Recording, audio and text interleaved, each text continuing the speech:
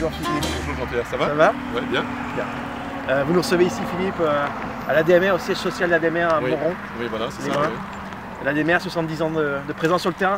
Oui, 70 ans de présence l'année prochaine, en 2015. Il va d'ailleurs y avoir le congrès annuel de toute la France qui va avoir lieu à Saint-Étienne. Oui. L'ADMR qui existe depuis 1945. Saint-Galmier était la deuxième association de France. Et à cette époque-là, c'était plus pour aider les gens à trouver du travail après la guerre et aider les mères au moment du baby-boom. Et puis maintenant, ça s'est bien diversifié. Depuis les années 70, on va vers les personnes âgées, handicapées, vers les familles, etc. Les missions évoluent, donc du coup les bénévoles évoluent. Oui, aujourd'hui le bénévolat a fortement évolué. On n'est plus comme c'était dans le temps. On va sur vraiment une palette de services importante. Il y a la famille, la petite enfance, les personnes âgées et handicapées, les soins infirmiers à domicile, également l'équipe Alzheimer.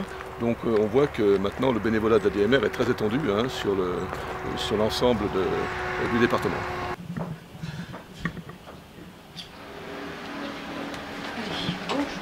Bonjour. Ça va? Oui. Là, il doit y avoir un souci dans la rue, là. Il y a un gros engin. Et les cantonniers. Bon, enfin. Ah bon, alors non. donc c'est la vie du village. Voilà. Je t'ai trouvé du boulot. Hein, oui. D'accord. Anne m'a peut-être mis dans ma banette. Ah ben ça, je sais pas. Tu vois, je te le dis tout de suite. Tu arrives et tu pourras peut-être le faire tout de suite. Hein. D'accord. Donc il faudrait que tu retournes voir Madame Hérissel. Oui, suite à son nouvel accord. Voilà. Pour faire le devis. Pour refaire le devis. Hein. Voilà. D'accord. Donc tu refais un devis de manière à ce que... D'accord. Ça soit actuel, au bon tarif. Voilà. Alors bon, je prends un devis.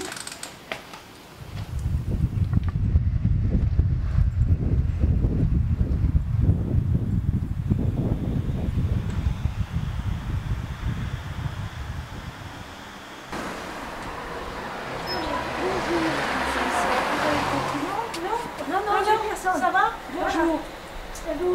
Ça va, bonjour. C'était pour faire une réévaluation, pour voir votre besoin, si vos besoins ont changé. Et on a en charge à l'ADMR, les bénévoles, de passer voir les personnes aidées au moins une fois par an pour faire, pour voir, pour évaluer quoi.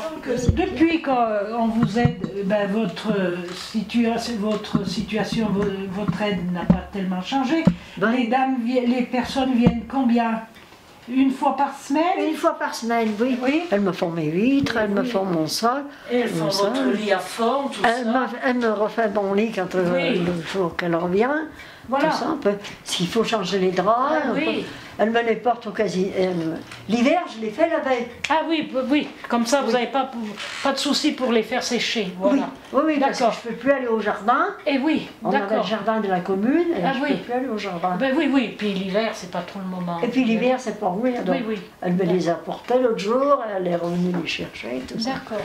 Merci. Et bien de rien. Et vous aussi. Et voilà. Et puis à bientôt. Et voilà. Allez, au revoir. Allez, au revoir. Attendez, je me permets d'ouvrir. Ah oui.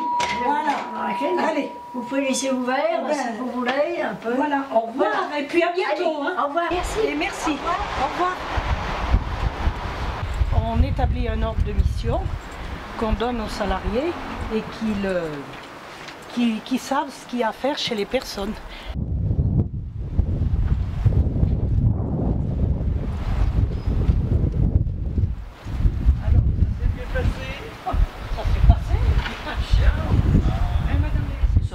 Voilà, alors ça on dit, j'ai marqué la fréquence, c'est une fois par semaine, le jeudi matin.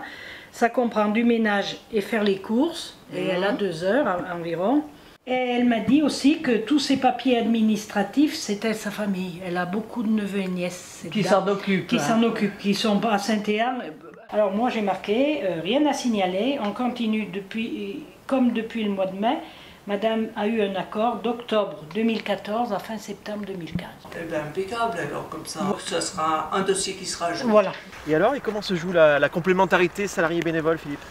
Ben, écoutez, nous on est très attachés à un principe, ça s'appelle le triangle d'or. Le triangle d'or, c'est le salarié, le bénévole et le client, hein, d'accord.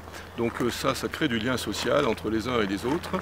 Et effectivement, ça permet aux bénévoles de se retrouver dans une des maisons de service. Il y a 35 maisons de service dans tout le département de la Loire, pour 61 associations.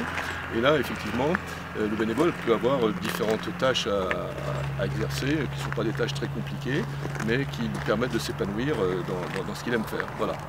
On a une intervention qui a commencé le 10 novembre, un dossier CAF. On intervient à raison de 3 fois 2 heures. Et on a fait un diagnostic? Là, c'est grossesse, hein, pour l'instant. Et c'est en entraide. Pardon. C'est en entraide, ça. C'est en entraide, donc sur un autre secteur. Elle doit rester alitée pour mener à bien sa grossesse, sachant qu'elle a son petit garçon, l'aîné, a un problème de handicap, là aussi.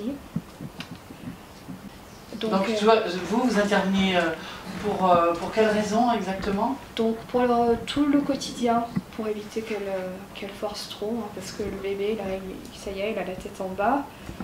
Et pour aussi habiller les enfants avant le départ à l'école du grand. Et la petite qu'elle emmène aussi parfois à la crèche. Et là, tu as l'impression que vous avez complètement votre place, les TISF. Ah oui, tout à fait. Oui. On s'occupe à la fois des enfants, à la fois un peu de ménage, du quotidien. Hein. Tout à fait. Nous, bénévoles, ça nous permet de connaître les dossiers, voilà. et les salariés de nous faire remonter peut-être leurs difficultés ou voilà, et puis les changements, si changement il faut qu'il y ait. Enfin, et puis surtout parce que ces réunions-là, ce sont des suivis d'intervention. Donc on suit le dossier. Alors parfois, ça nous permet aussi, on a la tête dans le guidon, on ne voit pas toujours comment on peut faire évoluer la situation. Donc elles peuvent nous donner des conseils ou nous amener dans des réflexions, en fait, tout simplement. Donc ça demande aussi une adaptabilité parce qu'on est un peu intrusif dans la famille. Et ça demande aussi un climat de confiance avant de pouvoir être dans l'action, quoi. Alors Philippe, donc du coup des projets pour la DMR? Oui, des projets on n'en manque pas, notamment on va établir un grand chantier qui est le chantier de la communication, parce que la communication est importante. Aujourd'hui la DMR n'est pas reconnue pour toute sa diversité dans ses actions, elle est reconnue plus pour les personnes âgées handicapées. Et nous on veut vraiment faire connaître tous les services dont je vous parlais tout à l'heure. Hein. Donc le chantier est là, la communication, on va créer un poste de référent communication qui va... Dans chaque équipe locale? Dans chaque équipe locale, et qui va permettre d'aller vers les prescripteurs, d'aller vers les élus, d'aller vers toutes les personnes et les gens, le grand public, pour mieux faire connaître tous nos services de l'ADMR. Alors on arrive enfin Philippe. Oui. Bah, écoutez, voilà, on arrive à la maison de service, hein. Je vais vous offrir le café comme convenu, hein, c'était prévu. Bon, c'est super. Voilà. Ça se passe comme ça, c'est beaucoup.